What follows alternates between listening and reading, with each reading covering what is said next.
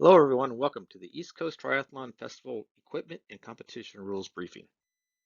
I'm going to take a few minutes to discuss the gear expectations and briefly go through the rules of competition. So let's get started.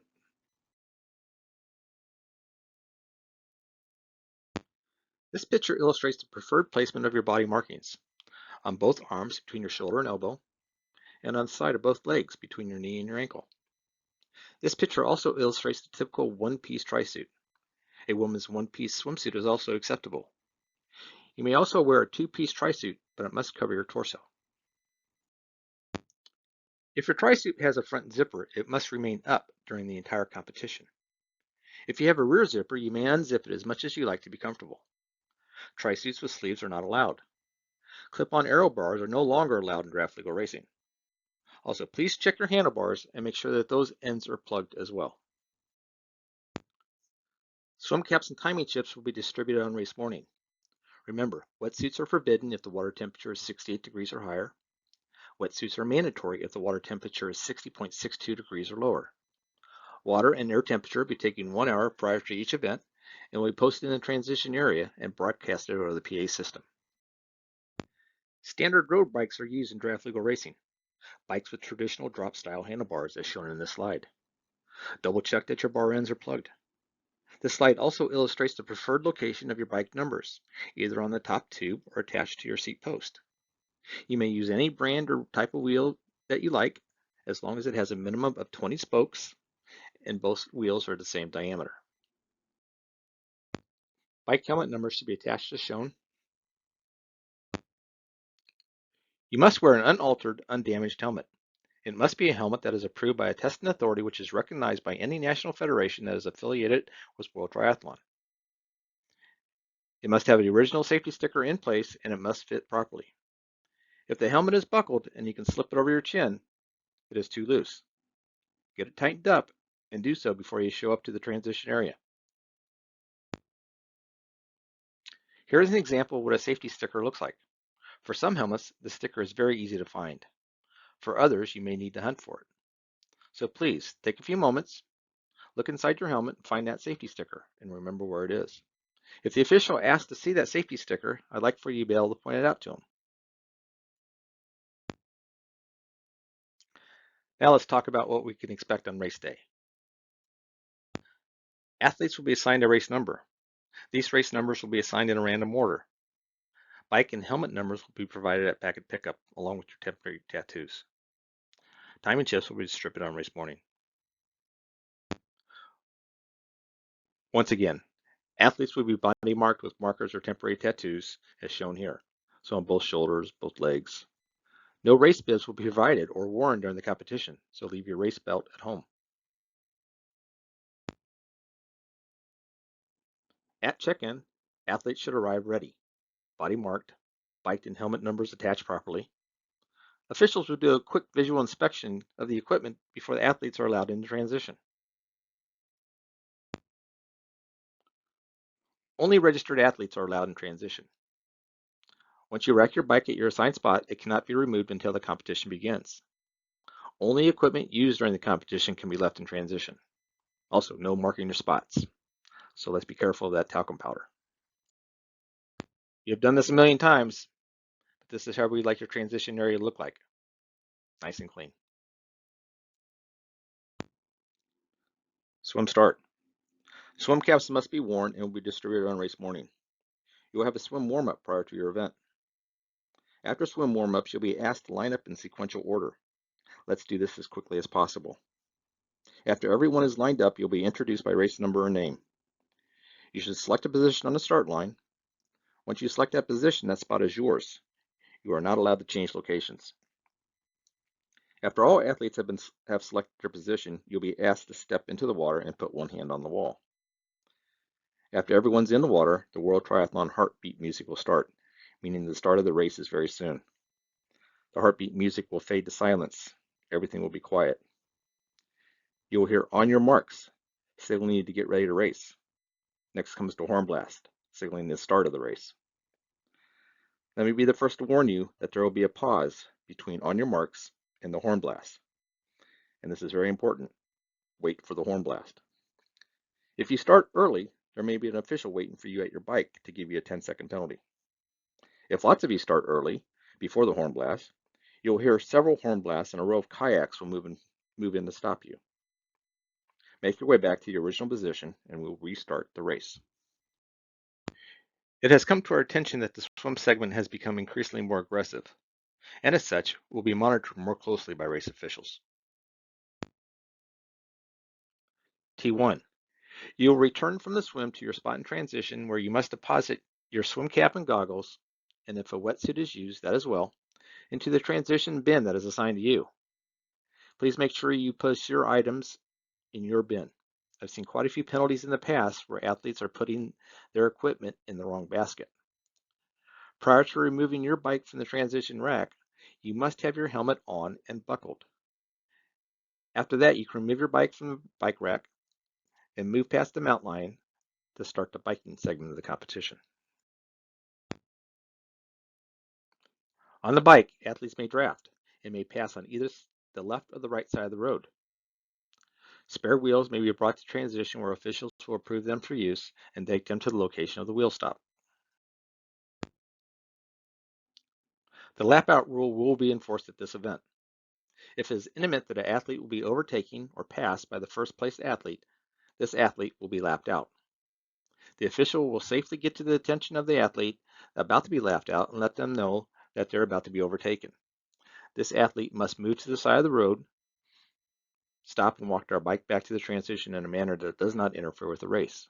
The lapped athlete will turn in their timing chip to either the official or volunteer at the penalty tent or the official in transition. Lapped athletes are disqualified from the race, and this disqualification cannot be protested. T2.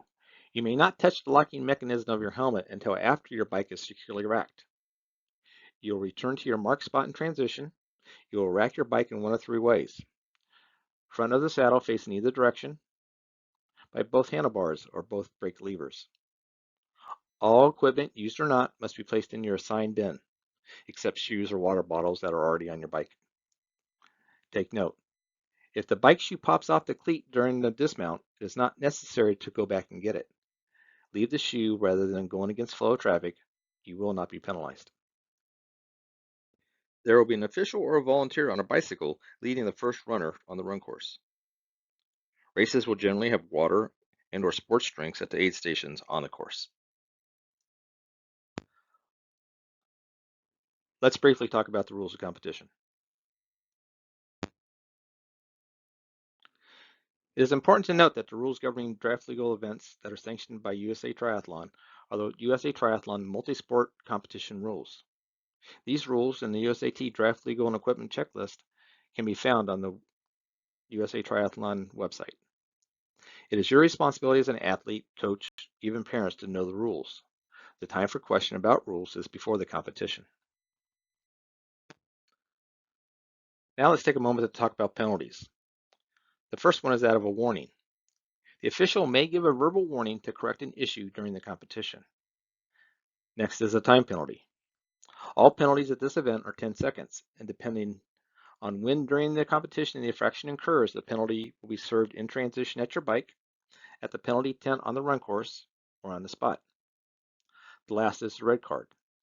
If you are shown a red card, you have done something that warrants you to be disqualified from the race. Unsportsmanlike behavior or endangerment are examples. Athletes that receive a red card may complete the race, with the exception of athletes being lapped out. And we talked about the lap out rule a few slides back. I'm not going to go over every single rule, but I did want to spend a moment on the violations that occur most often. As I mentioned a moment ago, early starters get a 10-second penalty in transition. Once the horn sounds, you must make forward progress to the water. You cannot block or continually interfere with the progress of another athlete. All used gear must be placed in the transition bin, the bin with your number, and again, all penalties are 10 seconds. Helmets must be buckled when touching your bike. Get in the practice of doing this before, during, and after the event. Mounting the bike before the mount line or dismounting the bike after the dismount line. Make sure you know the course, how many laps you need to do, what lap you're currently on, and like I mentioned a few slides ago, unsportsmanlike behavior is a disqualification. The penalty box is going to be a 10 by 10 tent. There will be a dry erase board in front of this tent, and if there are any penalties, the number of the athlete and a letter next to the athlete's number. The letter is the indication of the infraction of that athlete, D for dismount, E for equipment, outside the bin, and so on. This is an example of what the penalty board will look like out on the course.